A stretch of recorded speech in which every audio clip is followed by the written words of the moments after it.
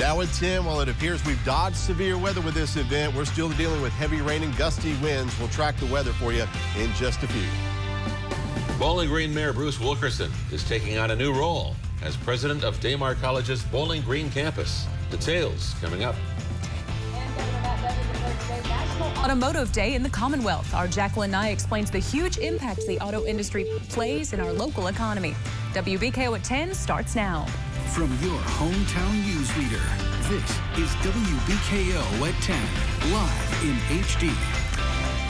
The severe weather threat has ended across South Central Kentucky, but that doesn't mean we're out of the woods quite yet. Good evening, I'm Andrea Walker. And I'm Jane Burke. Thank you for joining us. Let's head right over to Shane Hollandy in the First Alert Weather Center for the very latest in your forecast.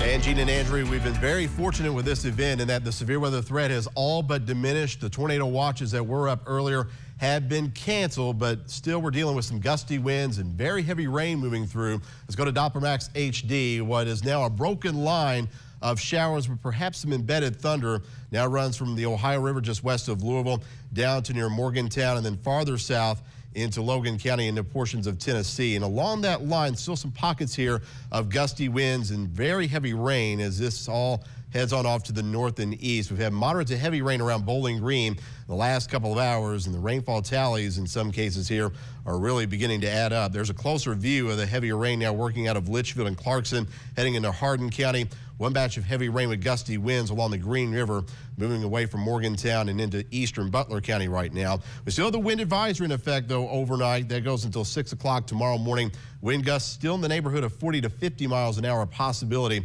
for a little while longer. As far as temperatures, we're hanging on to the warmth for now. 65 in Bowling Green. 65 also in Evansville. The front itself is still well back to the west over Illinois and southeast Missouri, and that will come through during the wee hours of tomorrow morning. We've had a peak gust today of 44 miles an hour in Bowling Green, and again, that wind still means business out there tonight. But as far as the severe weather threat goes, the threat for any locally damaging winds or isolated tornadoes, looks like that is over for tonight. We'll talk about what's expected for the rest of tonight along with the 7-day forecast in just a few minutes. Gene? And with those wind speeds expected to get up there tonight. First Alert Weather is brought to you by the Medical Center. We have managed to escape severe weather out of this event tonight. Still some heavy rain and gusty winds moving through, though, on Doppler Max HD with a broken line of showers with perhaps some embedded rumbles of thunder going from the west side of Louisville down into Grayson County, approaching Bowling Green, then extending farther southwest into Middle Tennessee, just west of Nashville. Movement of this is off to the north and east, and you can see that already our western counties are clearing out of the weather with just a few showers remaining for Hopkinsville up into Muhlenberg County right now. Had a couple of tornado warnings for western sections early this afternoon. Nothing coming out of that. No significant reports of damage anywhere in the viewing area tonight. So we've really gotten by scot-free with this event, it appears, with the tornado watches from earlier having been lifted all across the board now. All we have left is the wind advisory still up now for most of the viewing area. The western counties now have been removed from that advisory. Goes until 6 a.m. for Bowling Green and also continues for a little while longer down into Middle Tennessee. Those winds could still gust over 40 miles an hour until we get a front through here early tomorrow morning.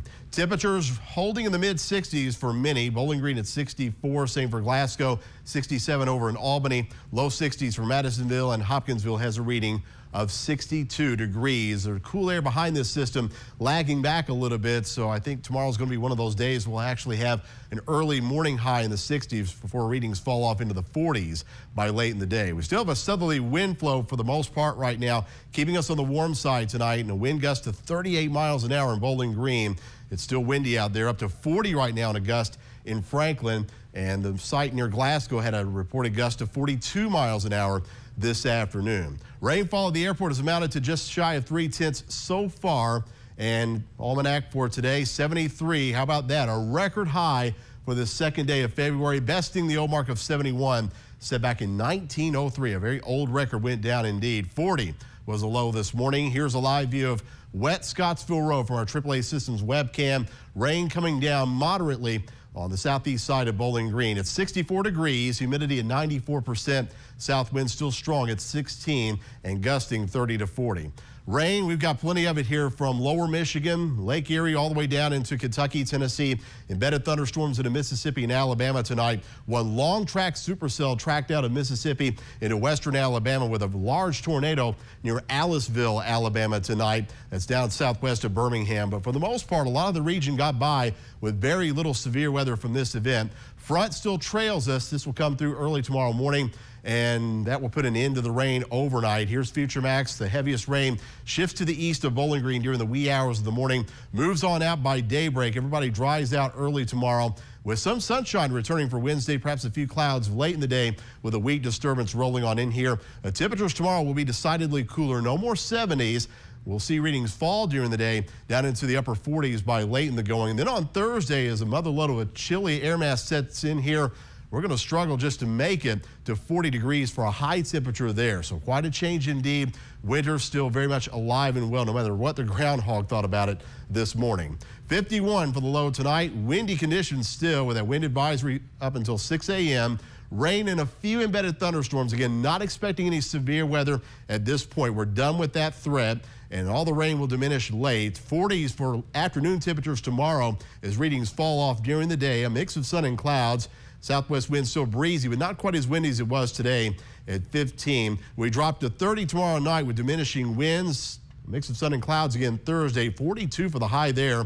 And then back we come to the upper, or rather lower 50s Friday into Saturday. The weekend looks good right now. 56 on Sunday. And the next shot for rain comes in here Monday. May go over to snow on Tuesday with colder air, much colder air potentially arriving toward the middle of next week. That forecast you get it daily on the WBKO app, online, through Facebook, Twitter, and Instagram. Andrea?